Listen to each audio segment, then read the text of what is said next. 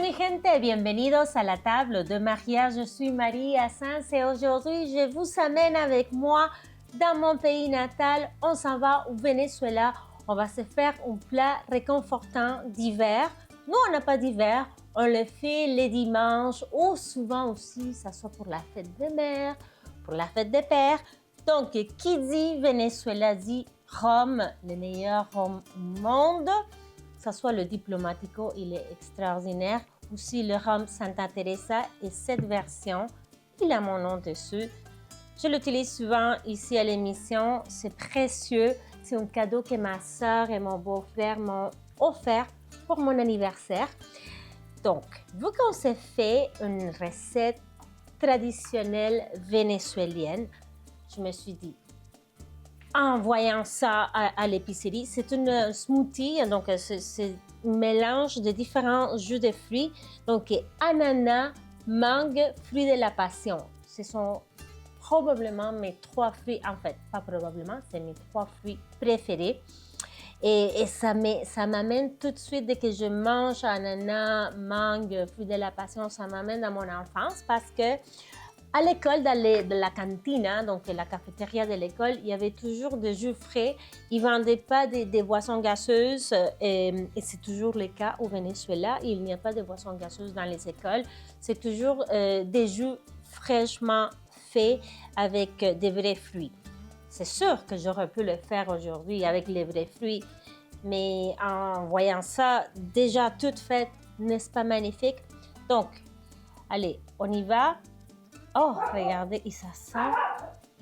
Sergio! Donc, je crois qu'on a en livraison ou sinon quelqu'un qui marche devant la maison parce que ma porte est en vitre et on tourne à la maison. Donc, c'est la vraie vie. Ça, c'est mon petit co-animateur à l'émission, Sergio. Okay, je vais ajouter, j'avais déjà des glaçons dans mon shaker. Je vais ajouter une touche de jus de lime juste pour aller chercher un peu d'acidité.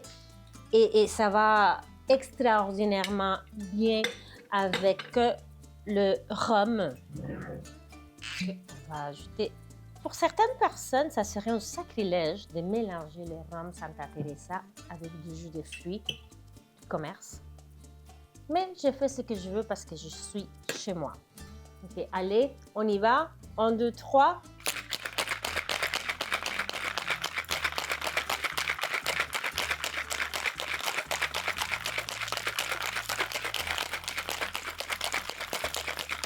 Voilà, bien mélangé. Et je me rends compte que je n'ai pas de verre. Donc, allons chercher un verre. Tiens, quelque chose de humble. C'est le verre des enfants ici à la maison. Ok, voilà. Et tu sais quoi? Je vais ajouter également quelques glaçons. Et pour que ça soit joli, petite décoration aussi.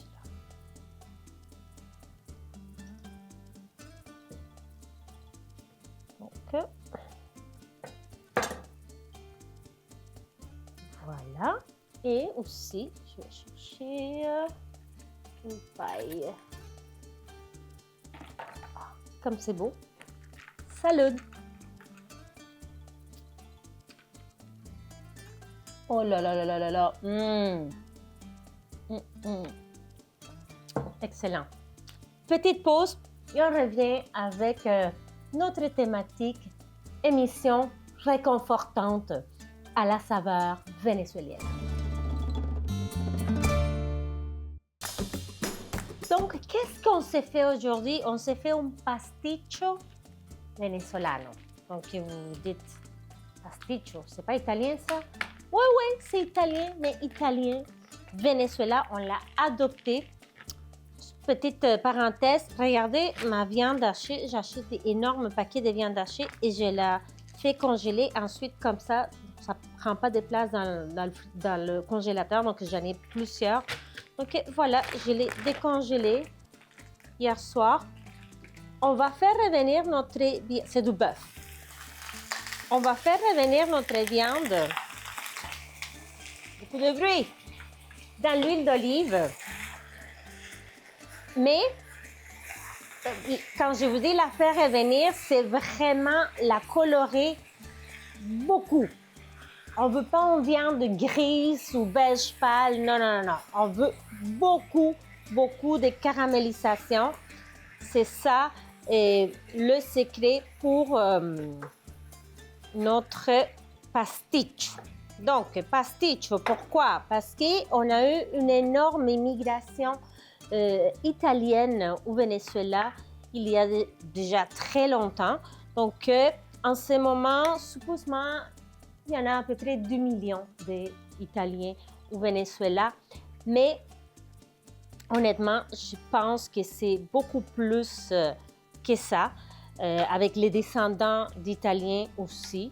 Donc, je vais laisser ma viande prendre la couleur en attendant. Donc, on a adopté énormément de recettes italiennes à la façon vénézuélienne. Et le pasticcio, c'est vraiment un incontournable de la gastronomie vénézuélienne parce qu'on a ajouté notre petite touche. Donc, on va se faire un sofrito avec carottes, oignons, ail. C'est tout. Et la même chose, une fois qu'on va avoir pris énormément de coloration avec le bœuf, on va les sortir, puis on va faire revenir les carottes et les oignons, mais la même chose, doré, presque caramélisé. On ne veut pas des oignons translucides, on les veut vraiment très, très, très, très colorés parce que cela donnera énormément de goût à notre pasticcio. OK. Voilà. Je pense que ça va prendre un petit moment que la viande prenne la couleur. Évidemment, si je le faisais dans ma poêle en arrière, c'est beaucoup plus vite parce que c'est là vintage. Voilà, ça prend plus de temps, mais ça commence. Et vous remarquerez, je n'ai pas mis de sel.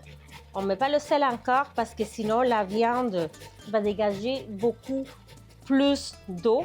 Donc, quand je vais voir que j'ai obtenu la couleur, qu'on est proche de la couleur, je vais ajouter mon sel et je vais ajouter également la salsa inglesa. Donc, je ne crois pas que dans les recettes italiennes, ils vont mettre la salsa inglesa, donc c'est le Worcestershire. C'est une sauce qu'on utilise énormément au Venezuela, donc c'est l'ingrédient vraiment par excellence pour, disons, la carne mechada. Donc, dans plusieurs préparations, en fait, on le met presque partout, la salsa inglesa. C'est quoi la salsa inglesa? C'est la sauce Worcester, en fait. Donc, petite pause, le temps que je finisse de râper les carottes. Également, je vais couper mon oignon blanc en petits dés aussi. Donc, voilà, puis il y en a plein d'autres ingrédients là, qu'on va ajouter dans notre sauce. Donc, on prend une petite pause. Je vais prendre une gorgée parce que je parle beaucoup et j'ai soif. Et on se voit dans quelques minutes ici, à la table de Maria con el pasticcio venezolano. Écoutez attentivement. C'est ça qu'on veut comme son. Et quand ça commence à coller au fond, il n'y a plus de liquide. Elle est vraiment très, très bien colorée, notre viande. J'ai pris de l'avance et au lieu de sortir la viande et faire dans la même poêle les carottes et les oignons, je les ai faites à part juste pour gagner du temps en fait. Donc là, on va ajouter quelques épices. Ici, c'est du cumin. Donc, une touche de cumin. On va ajouter également du sel. On verra après, on va goûter, voir si on a besoin de plus de sel ou pas. Poivre. On mélange.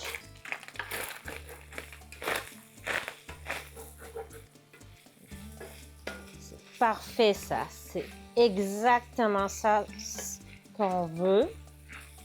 On pourrait même encore la colorer plus. Vous avez vu, ça réduit. Et là, des quantités, c'est avec le cœur qu'on mesure. La fameuse salsa inglesa.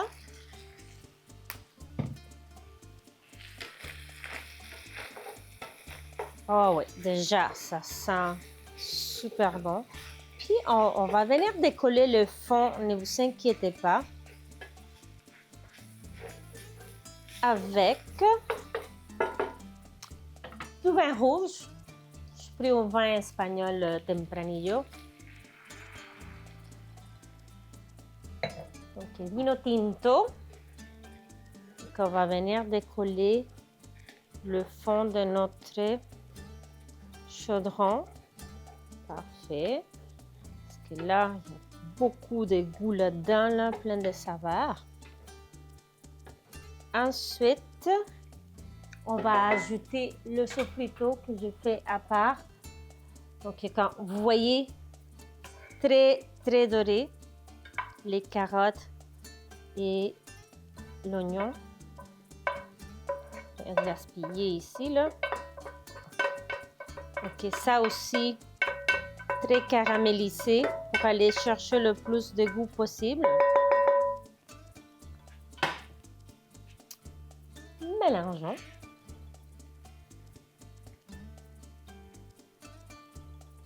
Voilà. Le ratio est parfait. Donc oui, j'imagine que les Italiens qui regardent, mais là, ça c'est une recette italienne. Oh oui, on se l'a approprié au Venezuela. Si vous faites un Google pasticcio venezolano, vous allez trouver des milliers de recettes et de vidéos parce que on se l'a approprié. C'est drôle, on faisait un FaceTime l'autre jour avec ma fille et ma soeur. Ma soeur habite à Houston, au Texas. Il y a énormément de Vénézuéliens au Texas parce que à cause des compagnies pétrolières, donc qui travaillent, des ingénieurs et voilà. Donc, il y a beaucoup de commerces vénézuéliens, beaucoup de restaurants, dont ma soeur à chaque fois me dit « Oh, j'ai essayé un super... » Ça, c'est la passata. « J'ai essayé un super restaurant italien vénézuélien. » Ah, ok, c'est bon. Là, la semaine d'après, j'ai essayé un super bon restaurant de sushis vénézuélien. Puis ma fille est comme « Maman, de quoi elle parle? C'est quoi ça, japonais vénézuélien? C'est quoi italien vénézuélien? C'est pas la même chose. » Et ma soeur, elle dit « Non, non, non, non, non. No es lo mismo. Es diferente. » Donc non, c'est pas pareil, c'est différent, ça goûte Venezuela. Et je comprends qu'est-ce qu'elle vous dira je comprends, parce que, je sais pas, on a un sazon, un petit... c'est difficile à expliquer pourquoi et comment, mais c'est comme ça. Donc, on va laisser les ingrédients se rencontrer. Je pense que je vais ajouter un petit peu d'eau. Et aussi orégano, donc de l'origan. Je vais venir réveiller. Je vais ajouter aussi quelques feuilles de laurier qu'on va enlever après quand on va faire l'assemblage.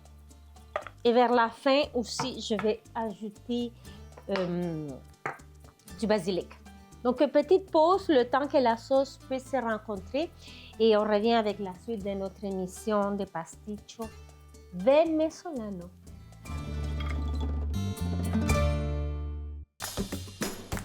Donc, j'ai mis ma sauce en arrière à cuire doucement, tout doucement. En attendant, on va se faire la béchamel parce que oui, c'est pas négociable. Ça prend absolument la béchamel pour le pasticcio venezolano. Et c'est pour ça, et c'est pas surprenant qu'il est délicieux parce que on s'entend, n'importe quoi avec béchamel, c'est extraordinaire. Donc, je vais faire fondre une énorme quantité de beurre. Parce que si j'en ai extra, il n'y a pas de souci. Parce que je pense que j'en ai trop de viande aussi. Donc, si j'en ai trop de béchamel aussi, je peux farcir avec la viande et les béchamel, faire des cannelloni, plein de choses. Je peux faire plein de choses avec la sauce. Sinon, je peux la congeler. Et avec la béchamel, des pâtes, avec du bacon. Les possibilités sont infinies. OK, donc une fois qu'on a fondu notre beurre, éventuellement, j'aurais pu le faire à l'avance, on va venir faire cuire dans le beurre la farine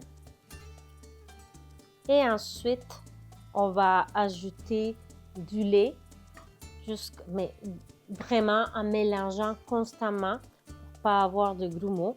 Donc je vais m'aider avec mon petit fouet et essentiel, il faut ajouter la noix de muscade. Ça donne le petit je ne sais quoi à la béchamel. Donc, je pense que c'est un petit peu trop long. Peut-être, vous savez comment faire un béchamel, j'imagine. Hein? C'est une classique. Donc, juste le temps que... Ah, ça, on y est presque. Que mon beurre soit fondu. Là, c'est important vraiment de bien faire cuire la farine parce que sinon, ça goûte la farine pas cuite. Et ce n'est pas souhaitable parce qu'on a travaillé fort. Ce n'est pas une recette compliquée. C'est une recette qui demande beaucoup d'amour parce qu'elle fait vraiment à côté de nos ingrédients. Donc, la farine que je vais venir cuire avec le beurre. Donc, bien mélanger. Puis ensuite, on va venir mouiller avec le lait en mélangeant constamment. Donc, je vais le faire cuire encore un petit peu plus.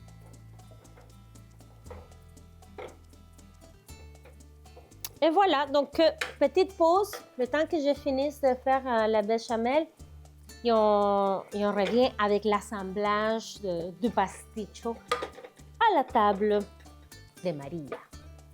Tous mes ingrédients sont rassemblés pour faire l'assemblage de notre pasticcio. Donc, on commence avec la base de notre petite béchamel. Pour les lasagnes, normalement, on utilise les pâtes qui sont ondulées ou tours. Nous, au Venezuela, pour le pasticcio, on utilise des pâtes qui sont plates, comme ça. Donc là, je ne sais pas là, comment est-ce que je vais la mettre. Ah, ouais, comme ça marche. De toute façon, on ne verra pas exactement parce que c'est couvert par tous les ingrédients. Donc, notre sauce, une belle couche de notre magnifique sauce. Oh là là là là là là là. Donc, et ça, ce sont des pâtes semi-fraîches que j'ai achetées, malheureusement. J'aurais pu le faire. Mais déjà que ça prend si de temps à faire tout ça, c'est pas compliqué, mais c'est quand même, ça prend du temps. Donc, cette fois-ci, je n'ai pas fait mes pâtes, mais je vous promets, là, on va se faire une émission avec mes pâtes.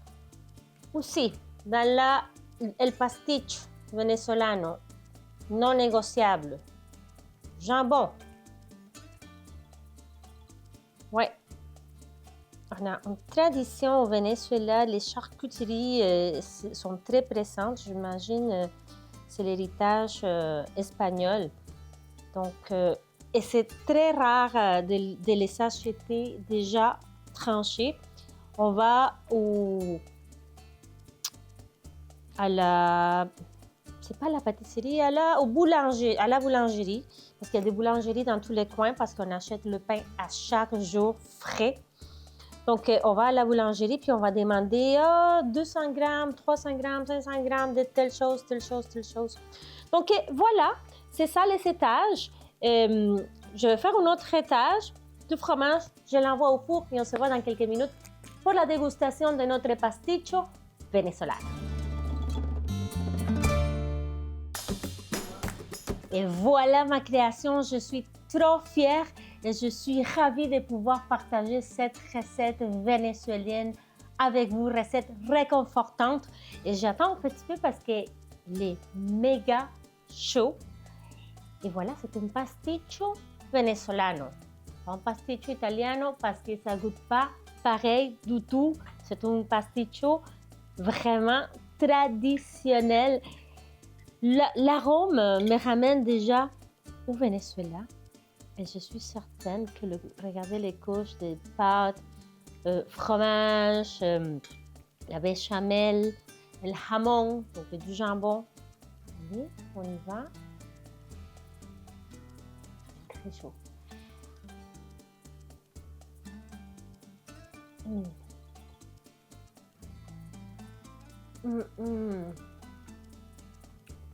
C'est une symphonie de saveurs. Je suis instantanément transportée au Barquisimeto. Barquisimeto, c'est ma ville natale. Oh là là là là, j'ai trop hâte de partager cela avec la famille ici à la maison, avec les enfants. Ils vont adorer. Donc sur ça, et vous pouvez les servir comme nous on le mange au Venezuela, avec une belle salade avocat, tomate, la laitue, des oignons rouges, vraiment pour le côté plus criollo, évidemment avec la salade d'avocat. Donc, je vous invite à nous suivre sur les médias sociaux, ici Télévision, sur Instagram, sur Facebook, également moi, Maria Sanz, ça soit sur Instagram, Maria Sanz, C-O-M, sur TikTok, pourquoi pas, on s'amuse, Maria Sanz Montréal, et sur Facebook, allez faire un j'aime sur ma page. Et moi, là, je suis en extase. Il y a mon petit chien Sergio que je vois avec son petit nez, il sent qu'il y a quelque chose de délicieux. Donc, excusez-moi, c'est trop bon, c'est trop bon. Sur ça, je vous dis buen provecho, salud y hasta la próxima. Besitos.